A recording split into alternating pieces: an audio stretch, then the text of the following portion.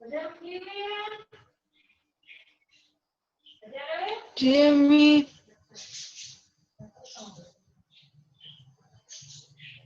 अस्सलाम वालेकुम स्टूडेंट्स, अपने माइक ऑडियो ऑफ कर दीजिएगा।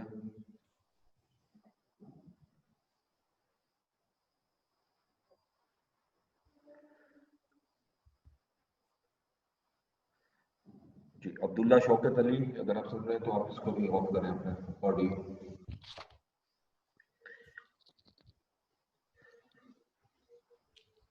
तहरीम सलमान, ऑडियो ऑफ करें।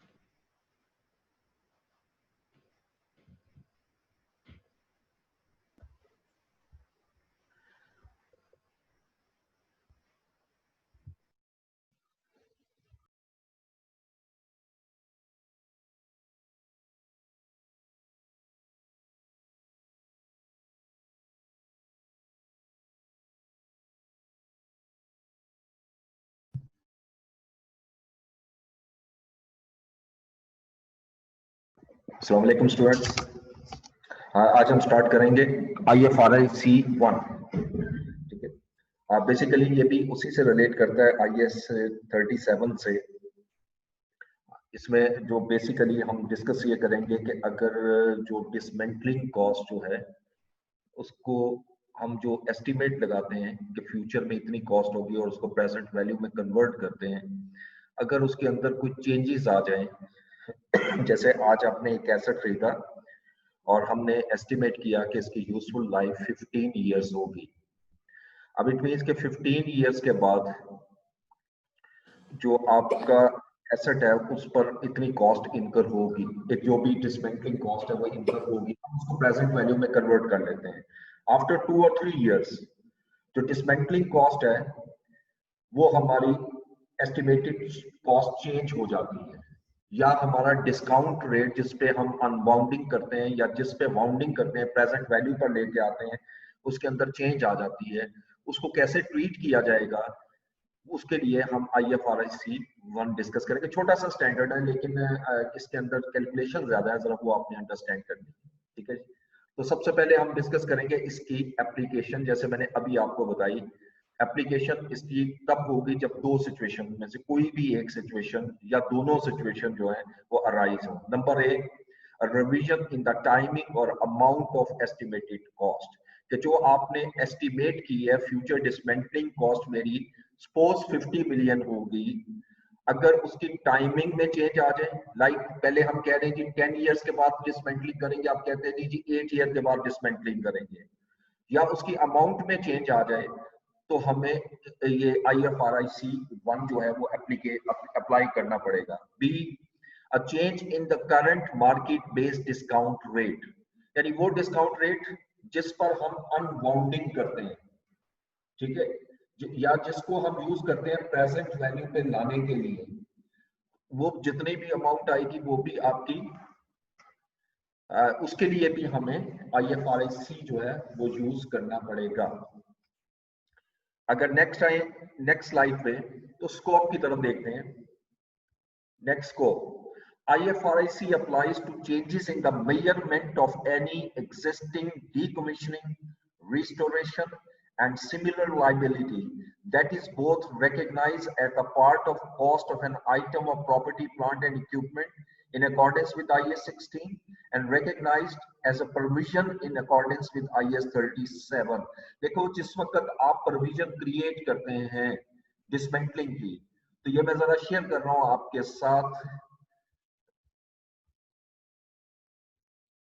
पेंट ये जो बोर्ड यूज कर रहा हूं जरा देखिएगा। सपोज एक आपने property plant and equipment buy किया, यानी उस पे जो कॉस्ट आई है हमारी वो हमारी 400 मिलियन है, लेकिन हमें वो फर्दर ये कहता है कि it is estimated that future dismantling cost जो है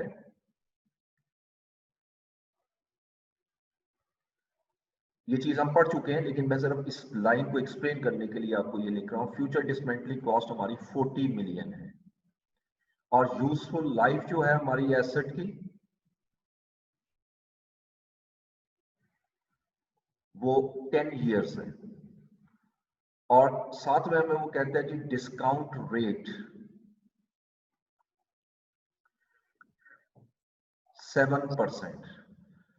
तो बताइएगा कि कितनी हम डिसमेंटलिंग कॉस्ट क्रिएट करेंगे, तो हम present value of future dismantling cost calculate करेंगे। डिसमेंटलिंग कॉस्ट, और ये कैसे कैलकुलेट होगी, इज इक्वल टू 40 मेरी फ्यूचर कॉस्ट है, अब इसको प्रेजेंट वैल्यू में कन्वर्ट करना है, 1.07 7% डिस्काउंट रेट है, रेज टू पावर -10। अब कैलकुलेटर पे जरा कैलकुलेट करते हैं, 40 into 1.07 raised to power -10 which is equal to 20.33 million. ठीक है, अब हम इसका ट्रीटमेंट क्या करते थे, जिस वक्त ये कॉस्ट आती थी इसकी जर्नल एंट्री हमने क्या पढ़ी है, हम डेबिट करते हैं प्रॉपर्टी प्लांट एंड इक्विपमेंट को, यानी ये कॉस्ट मेरी प्रॉपर्टी प्लांट एंड इक्विपमेंट में ऐड हो जाती है इन अकॉर्डेंस विद IAS 16, और दूसरी तरफ डीकमीशनिंग प्रोविजन बन जाती है, हम रिकॉर्ड करते हैं डीकमीशनिंग प्रोविजन बाय सेम 20.33।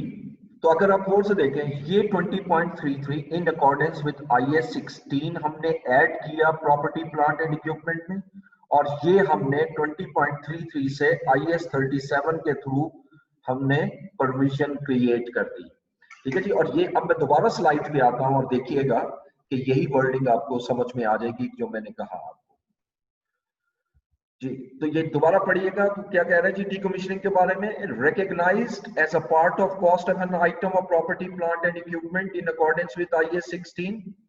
ठीक है जी, जो अभी हमने रिकॉर्ड किया, डेबिट किया था PPE को, और recognised as a provision in accordance with IAS 37, और साथ ही हम प्रोविजन भी उतनी ही अमाउंट से रिकॉग्नाइज करते हैं IAS 37 के थ्रू। अब मेरे पास सिर्फ 2 स्लाइड्स हैं, और इन्हीं 2 स्लाइड्स में पूरा रूल है IFRIC 1 का, यानी अगर मेरी डिस्काउंट रेट में चेंज आ जाए या फ्यूचर डिसमेंटलिंग कॉस्ट के अंदर चेंज आ जाए तो हम इसको कैसे ट्रीट करेंगे। ठीक है, तो अब इसके लिए ये जानना जरूरी है कि जो पीपीई है उस पर आपका मॉडल कौन सा एप्लीकेबल है, यानी आप कॉस्ट मॉडल अप्लाई कर रहे हो या आप रीवैल्यूएशन अप्लाई कर रहे हैं।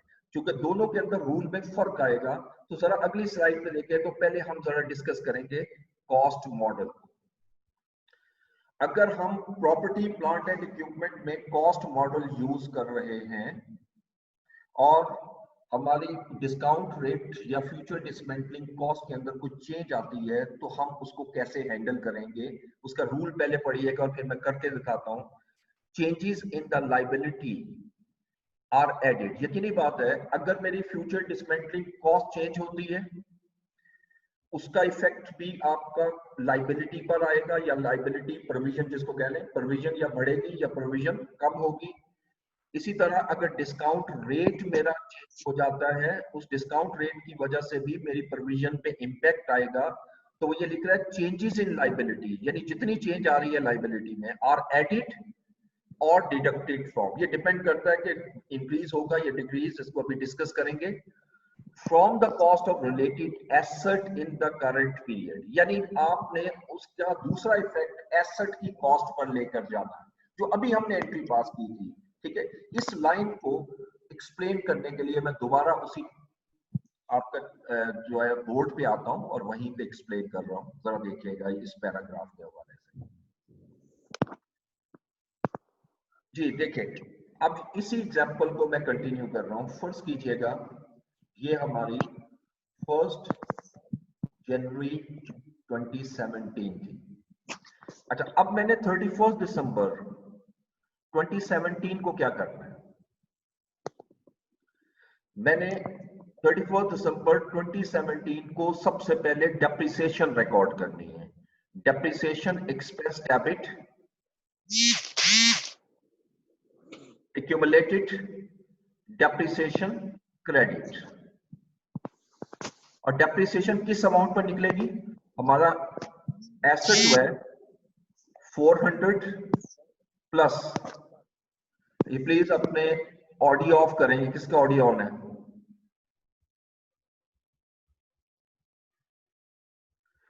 अब कोई स्टूडेंट ऑडियो प्लीज ऑन ना करें। हाँ, अगर किसी को क्वेश्चन करना हो आप ऑन करके मुझसे क्वेश्चन जरूर कर सकते हैं।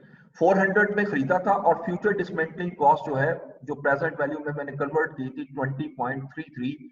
इसका मतलब है कि एसेट मेरा 420.33 था और मैंने इसको डेप्रिसिएट करना है। यूजफुल लाइफ उसने हमें दी है 10 इयर्स, मैं इसको 10 पे डिवाइड करता हूं तो मेरी डेप्रिसिएशन आ जाती है 42.03।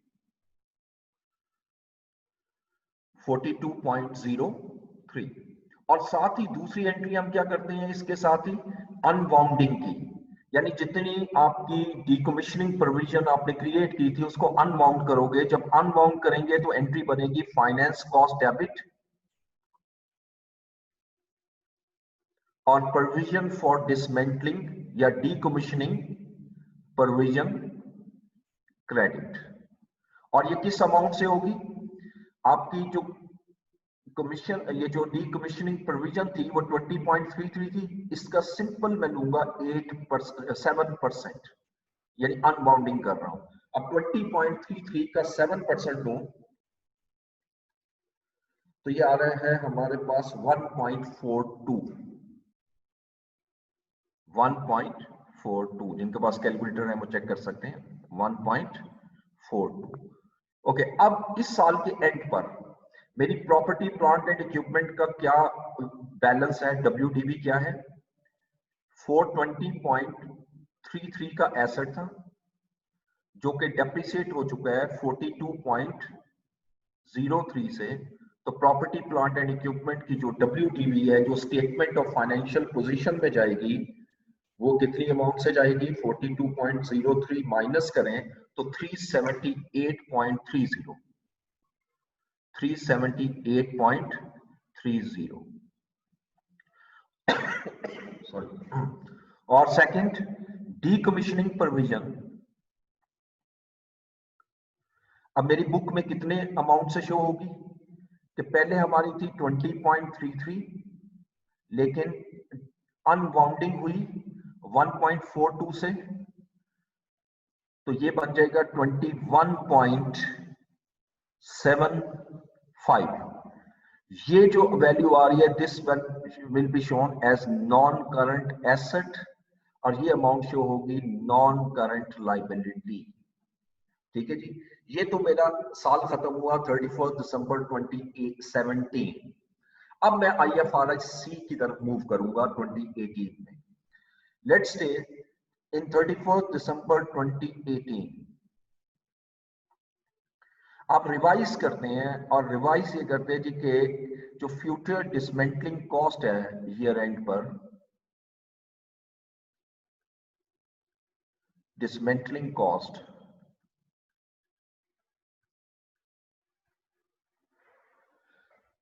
ये अब हमारी 40 मिलियन नहीं रही, ये 50 मिलियन हो गई। यानी पहले आपका एस्टिमेट था कि 40 मिलियन कॉस्ट लगेगी, लेकिन अब आपने एस्टिमेट चेंज हो गया और आपने कहा नहीं ये कॉस्ट 50 मिलियन लगेगी, 40 मिलियन नहीं लगेगी। ठीक है, अब इसको कैसे हैंडल करना है जरा उसकी तरफ आते हैं। 31 दिसंबर 2018 को सबसे पहला काम तो वही करना है, आपने डेप्रिसिएशन रिकॉर्ड करनी है। दिसंबर 2018 अब मैं डेप्रिसिएशन रिकॉर्ड करूंगा तो डेप्रिसिएशन की एंट्री पहले पास करूंगा। देखो ऑलवेज रिमेंबर, पहले आपने उसकी बुक वैल्यूज कैलकुलेट करनी है, फिर आपने एस्टिमेट चेंज करना है। यानी ये जो एस्टिमेट चेंज हो रहा है इसका इफेक्ट आपने फ्यूचर डिसमेंटलिंग का अगले साल से ऐड करना है, क्योंकि पहले डेप्रिसिएट करूंगा और उसके बाद इसका इफेक्ट लेकर आऊंगा IFRS-C1 का। तो लाजा डेप्रिसिएशन तो इस साल की भी अभी वही रहेगी 42.03। अच्छा, जब मैं इस साल की अनवाउंडिंग करूंगा एंट्री करेंगे वही एंट्री होगी, फाइनेंस कॉस्ट डेबिट और डीकमीशनिंग प्रोविजन क्रेडिट। लेकिन डीकमीशनिंग प्रोविजन की अमाउंट सेम नहीं होगी। पिछले साल आपने 7% लिया था 20.33 का, अब मैं 21.75 का लूंगा, क्योंकि अब मेरा बैलेंस लाइबिलिटी का इंक्रीज होकर 21.75 हो चुका है। ठीक है जी, अब इसका अगर मैं 7% लूं 21.75 का, तो कैलकुलेटर पे लेते हैं जी 21.75 का 7% विच इज इक्वल टू 1.52।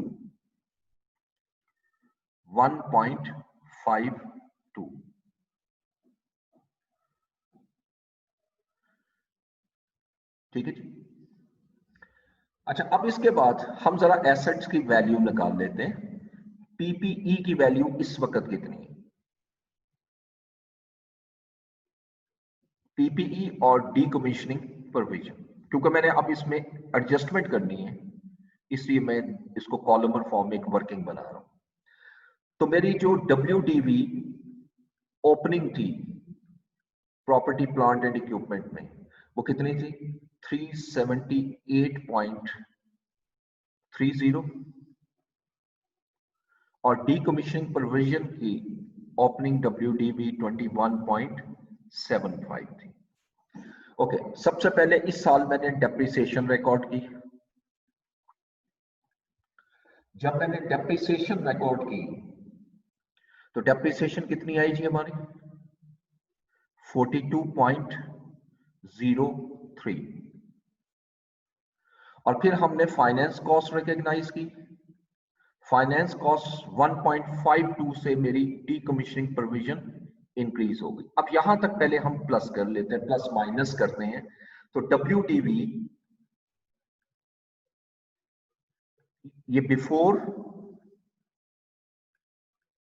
चेंज का वर्ड मैं लिख रहा हूं, ये जो चेंज की है आपने, डीकमीशनिंग कॉस्ट चेंज हुई है, उससे पहले की जो कॉस्ट आ रही है वो 378.3 माइनस 42.03, ये अमाउंट आ जाएगी 336.27।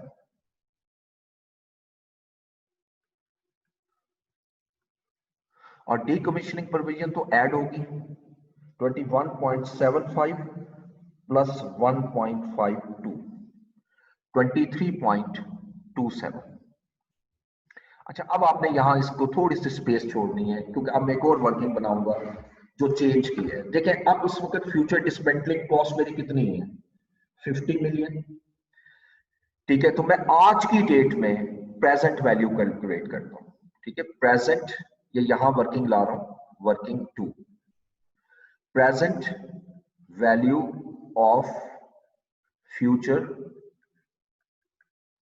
dismantling cost as at 31st December 2018। ठीक, तो फ्यूचर डिसमेंटलिंग कॉस्ट 50 मिलियन है, अब जो न्यू वाली है, और कितने डिस्काउंटिंग रेट वही रहेगा 1.07 रेज टू पार माइनस। अच्छा, अब -10 नहीं करेंगे प्लीज, क्योंकि देखो मैं किस डेट की present future value present value calculate कर रहा हूं, 31 दिसंबर 2018 को, और 2 साल गुजर चुके हैं, यूजफुल लाइफ 10 इयर्स थी। इट मींस कि यूजफुल लाइफ अब 10 इयर्स नहीं रही, 8 ईयर हो गई। मैं इसको रेज टू पार 8 पे कैलकुलेशन करूंगा। ठीक है, तो ये आज की डेट की प्रेजेंट वैल्यू मेरी कैलकुलेट हो जाएगी। तो आज की डेट की वैल्यू कैलकुलेट करते हैं, 50 इंटू 1.07 रेज टू पावर -8। तो आज की डेट की जो लाइबिलिटी मेरे पास यहाँ पर आ रही है इस कैलकुलेशन के तहत, वो 29.10 है। और इस वक्त मेरी लाइबिलिटी का बैलेंस क्या आ रहा है, यानी जो प्रोविजन है उसका बैलेंस कितना आ रहा है आफ्टर अनवाउंडिंग, ये हम ऑलरेडी कैलकुलेट कर चुके हैं। ये देखिएगा 23.27 is an increase in liability और डिक्रीज इन लाइबिलिटी, यानी इंक्रीज हो रही है मेरी प्रोविजन या डिक्रीज।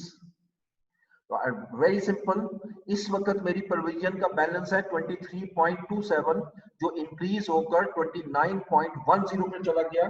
तो 29.10 में से माइनस करते हैं 23.27, तो 5.83 से मेरी लाइबिलिटी इंक्रीज हो रही है। और अब इंक्रीज इन लाइबिलिटी का इफेक्ट मैं यहां लेकर आऊंगा, इंक्रीज इन प्रोविजन। याद रखिएगा, जब प्रोविजन इंक्रीज होगी तो आपका नॉन करंट एसेट भी इंक्रीज होगा। तो ये मैं 5.83 की अमाउंट यहां प्लस करूंगा, यानी ये डेबिट हुआ, और 5.83 की अमाउंट मैं यहां प्लस करूंगा 5.83, यानी लाइबिलिटी क्रेडिट करनी है क्योंकि इंक्रीज हो रही है प्रोविजन। तो अब मेरी WDV क्या आएगी, as eight 31st December 2018 after application of this interpretation, 336.27 plus 5.83, तो ये बन रहा है 342.10।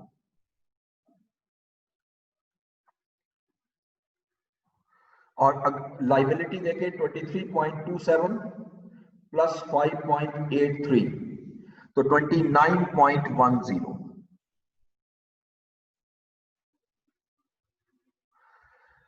ये याद रखना है कि अगर आपकी लाइबिलिटी इंक्रीज होगी तो उसका दूसरा effect property plant and equipment में जाएगा। तो इसकी जो एंट्री बनी वो हमारी क्या बनी, property plant and equipment debit, और प्रोविजन जो है डीकमीशनिंग की ये क्रेडिट हो गई 5.83 से। और जब मैंने ये अमाउंट उनमें ऐड की, ये पीपीई डेबिट हो रहा है, मैंने पीपीई में डेबिट कर दिया, प्रोविजन क्रेडिट हो रही है, मैंने प्रोविजन में ऐड किया। अब ये जो अमाउंट आ रही है that will be recognised as non current asset in the statement of financial position, and this will be shown as non-current liability in the statement of financial position। ठीक है, तो ये मैंने पहली एग्जांपल ली, जरा इस उसके बाद एक और एग्जांपल लेता हूं आपको डिक्रीज के हवाले से भी समझाने के लिए, लेकिन उससे पहले उसी पैराग्राफ की तरफ मैं दोबारा आना चाहता हूं, इसको अच्छी तरह अंडरस्टैंड करना है।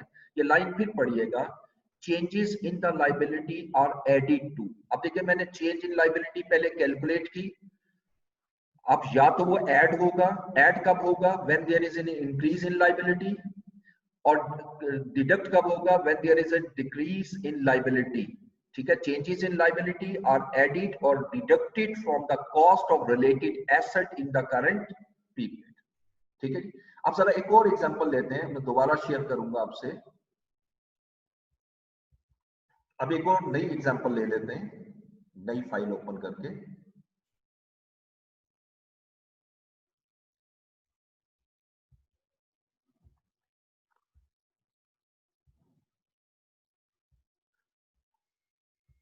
जी, तो अब हम एक और एग्जांपल लेते हैं। सपोज टुडे इज फर्स्ट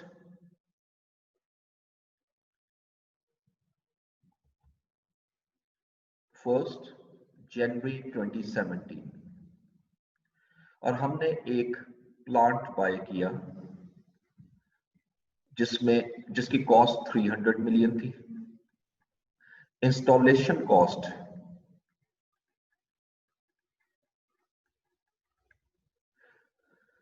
100, और हम अज्यूम कर रहे हैं इसी डेट को हमारी, यानी ये डेट मैंने वही लिखी जहां पे इंस्टॉलेशन कंप्लीट होगी, when the asset is available for use. Future dismantling cost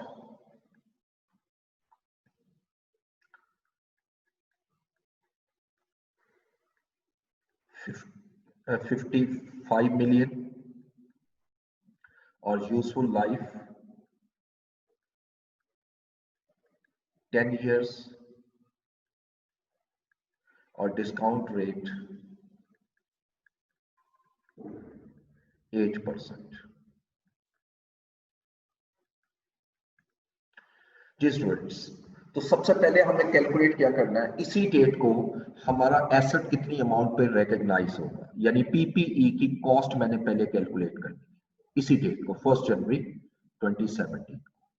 तो कॉस्ट के लिए आपने क्या पढ़ा हुआ है, ये 16 में पहले, it include the purchase cost, any cost incurred to bring the asset at present location and condition, यानी इंस्टॉलेशन कॉस्ट भी ऐड होगी, और इंस्टॉलेशन कॉस्ट 100 मिलियन। और हम ये भी पढ़ चुके हैं कि it must include the present value of future dismantling cost, जो मैं कैलकुलेट कैसे करूंगा जी, फ्यूचर डिसमेंटलिंग कॉस्ट मेरी 55 मिलियन है इनटू 1.08, 8% डिस्काउंट है और 10 इयर्स लाइफ है, तो मैं इसको पहले प्रेजेंट वैल्यू में कन्वर्ट करता हूं। 55 into 1.08 raise to power minus 10, और ये अमाउंट आ रही है मेरे पास 25.48। इसका मतलब है कि asset shall be recognised as at 1st January 27 at 425.48। ये आएगी cost as at 1st January 2017। Okay, अब पहला साल खत्म होता है और अब मैं चेंज पहले ही साल ला रहा हूं, यानी 31st December 2017 the future dismantling cost was revised and the revised cost is not 55 million, it is now 45 million. There is not only one change, मैं एक और change भी ला रहा हूं, and the discount rate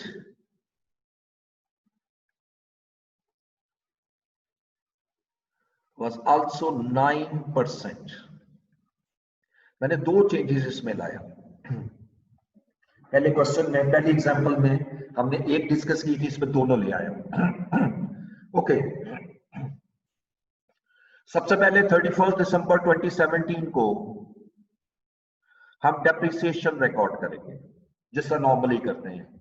इस एस्टिमेट यानी ये वाली चीजें चेंज करने से पहले मैं पहले डेप्रिसिएशन रिकॉर्ड करता हूं। एंट्री बनी डेप्रिसिएशन एक्सपेंस डेबिट और एक्यूमुलेटेड डेप्रिसिएशन क्रेडिट। जी कितनी अमाउंट आएगी डेप्रिसिएशन की, एसेट की कॉस्ट है 425.48 48 और 10 इयर्स लाइफ है, डिवाइडेड बाय 10। अब इसको 10 पे डिवाइड किया स्ट्रेट लाइन मेथड से, 4.25 is the depreciation, sorry 42 point,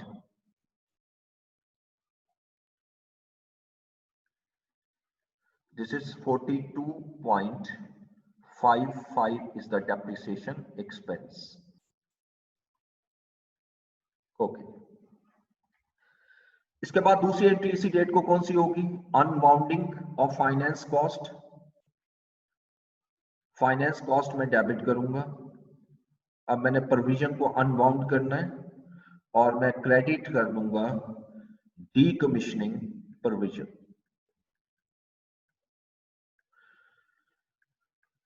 you know that 1 जनवरी को जब हमने 25.48 अमाउंट निकाली थी, इसका एक इफेक्ट पीपीई पर किया था जो आपको नजर आ रहा है। हमने प्रॉपर्टी प्लांट एंड इक्विपमेंट की कॉस्ट में हमने इसको ऐड कर दिया। और दूसरी चीज जो आपने, इसका दूसरा इफेक्ट है वो प्रोविजन में लेके गए थे, तो लिहाजा मैं कह सकता हूं कि अभी तक मेरा प्रोविजन का बैलेंस 25.48 है। तो सबसे पहले मैंने अनबाउंडिंग जब करनी है तो अभी मैं ओल्ड रेट यूज करूंगा, डिस्काउंट रेट 8% है, तो मैं 8% से अनबाउंड कर देता हूं। तो अगर कैलकुलेट करें 25.48 इंटू 8%, तो 2.04 अनबाउंडिंग हो गई। अच्छा, अब मैं उन्हीं वर्किंग्स की तरफ आता हूं जैसे पिछली स्लाइड में हमने डिस्कस की थी। ओके, अब यहाँ प्रॉपर्टी प्लांट एंड इक्विपमेंट का एक कॉलम बना लेता हूँ। ये वर्किंग आप इस तरह लेके चलेंगे, जरा आसानी हो जाएगी आपकी। ये हर क्वेश्चन में ऐसे ही करेंगे आप। डीकमीशनिंग प्रोविजन, मैं यहां से वैल्यू लेता हूं, यानी बैलेंस एज एट, साल का शुरू कब था? 1 जनवरी 2017। देखो 1 जनवरी 2017 को प्रॉपर्टी प्लांट एंड इक्विपमेंट की वैल्यू थी 425.48 और डीकमीशनिंग प्रोविजन की अमाउंट थी 25.48 जो आपने पीपीई में ऐड भी की थी। अब इस साल के दौरान हमने पहले डेप्रिसिएशन रिकॉर्ड की और डेप्रिसिएशन 42.55 का इफेक्ट जो है वो प्रॉपर्टी प्लांट एंड इक्विपमेंट पे सिर्फ आएगा, वो मैंने यहां से लेस कर दिया। और फाइनेंस कॉस्ट जो मैंने रिकॉग्नाइज की है 2.04 इस साल की, उससे डीकमीशनिंग प्रोविजन 2.04 से मेरी इंक्रीज हो जाएगी। अब इसको दोनों को प्लस कर लें तो यहां तक मेरी WDB कैलकुलेट हो चुकी है। ठीक है, अब मेरी प्रॉपर्टी प्लांट एंड इक्विपमेंट का जो बैलेंस आएगा 425.48 माइनस 42.55, ये बन जाएगा 382,382.93 और ये आएगा 27.52।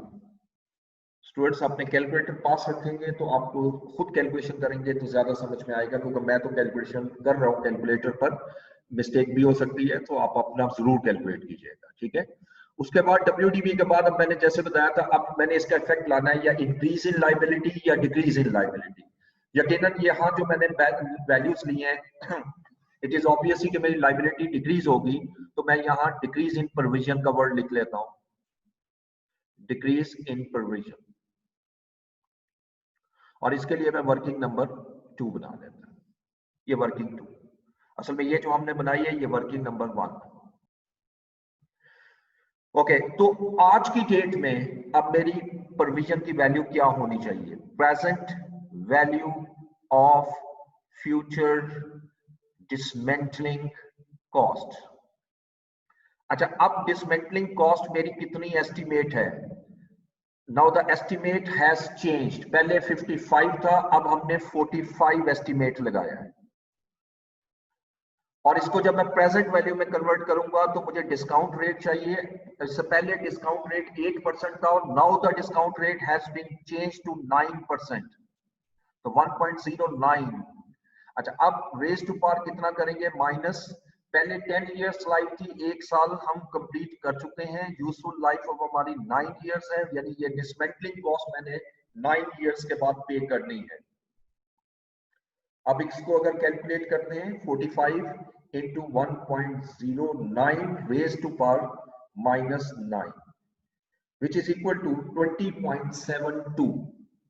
ये मेरी वैल्यू आ गई 20.72। ये मेरी लाइबिलिटी की वैल्यू है और यानी ये होनी चाहिए। तो इस वक्त जो बैलेंस आ रहा है लाइबिलिटी का वो कितना है? Balance of provision. ये ऑलरेडी हम वर्किंग 1 में कैलकुलेट कर चुके हैं यहां तक 27.52। So tell me whether is increase in liability और डिक्रीज। ऑब्वियसली मैंने लाइबिलिटी को इस अमाउंट पे लाना है, जब मैं इसको माइनस करूंगा तो ये डिक्रीज इन लाइबिलिटी आएगी, यानी प्रोविजन मुझे कम करनी है, डिक्रीज इन प्रोविजन। सो कितनी अमाउंट से कम हुई? 20.72 माइनस 27.52 6.8 जी 6.78। अच्छा, मेरे पास तो 6.8 आ रहा है, check it. Okay, decrease in provision 6.80 आई। अब डिक्रीज इन प्रोविजन, जैसे पिछली एग्जांपल में हमने इंक्रीज इन प्रोविजन पढ़ी थी, तो इंक्रीज इन प्रोविजन का इफेक्ट कहां आया था? यहां पर भी ऐड किया था प्रोविजन में और प्रॉपर्टी प्लांट एंड इक्विपमेंट में भी ऐड किया था। लेकिन अब मैं माइनस करूंगा एसेट की कॉस्ट में से भी और डीकमीशनिंग प्रोविजन की कॉस्ट में से भी मैं इसको माइनस कर दूंगा। जब मैं माइनस करूंगा, अब इस अमाउंट की एंट्री भी पास होती है। अब इसकी एंट्री पास करूंगा पहले, और एंट्री क्या होगी? चूंकि डिक्रीज हो रही है प्रोविजन, तो प्रोविजन का बैलेंस क्रेडिट होता है, तो डीकमीशनिंग प्रोविजन में डेबिट कर दूंगा बाय हाउ मच अमाउंट? 6.80 से, और क्रेडिट कर दूंगा प्रॉपर्टी प्लांट एंड इक्विपमेंट को, क्योंकि प्रॉपर्टी प्लांट एंड इक्विपमेंट जो है अब वो ओवरस्टेट हो रहा था due to change in decommissioning provision and discount rate। अब अगर इसको कैलकुलेट करें तो मेरे पास प्रॉपर्टी प्लांट एंड इक्विपमेंट का जो बैलेंस आ रहा है 382.93 माइनस 6.80, तो ये वैल्यू आ रही है 376.13। ये अमाउंट मेरी चली जाएगी स्टेटमेंट ऑफ फाइनेंशियल पोजीशन में एज नॉन करंट एसेट। और इसी तरह डीकमीशनिंग प्रोविजन तो ऑटोमेटिकली लेस करके वो वैल्यू हमने खुद ही कैलकुलेट की हुई है, ये 20.72 आएगी, और ये अमाउंट हमारी मूव कर जाएगी नॉन करंट लाइबिलिटी, यानी ये नॉन करंट एसेट और ये नॉन करंट लाइबिलिटी। और ये सारी amount statement of comprehensive income में जाएंगी, जिसमें डेप्रिसिएशन एक्सपेंस भी है, फाइनेंस कॉस्ट भी है। ठीक है, ये चीज तब यूज करनी है when we are using the cost model. आपकी बुक में कुछ एग्जांपल्स दी हुई है, अभी इसके बाद हम एग्जांपल 36 स्टार्ट करेंगे जो कॉस्ट से रिलेट करती है। एक एग्जांपल और करके फिर मैं रीवैल्यूएशन मॉडल की तरफ दोबारा उस स्लाइड की तरफ आऊंगा। अब नेक्स्ट सेशन मेरा स्टार्ट होगा, क्योंकि 1 मिनट से कम रह गया, कुछ सेकंड्स रह गए, तो ये ड्रॉप होगा। उसके बाद हम नेक्स्ट सेशन जब स्टार्ट करेंगे तो इंशाल्लाह उस क्वेश्चन में आएंगे। तो अपनी बुक सामने रखिएगा, क्वेश्चन नंबर ये मैं आपको बता देता हूँ, एग्जाम्पल नंबर 36 पेज नंबर 607। ठीक है, ये आपने जरा सामने रखना है।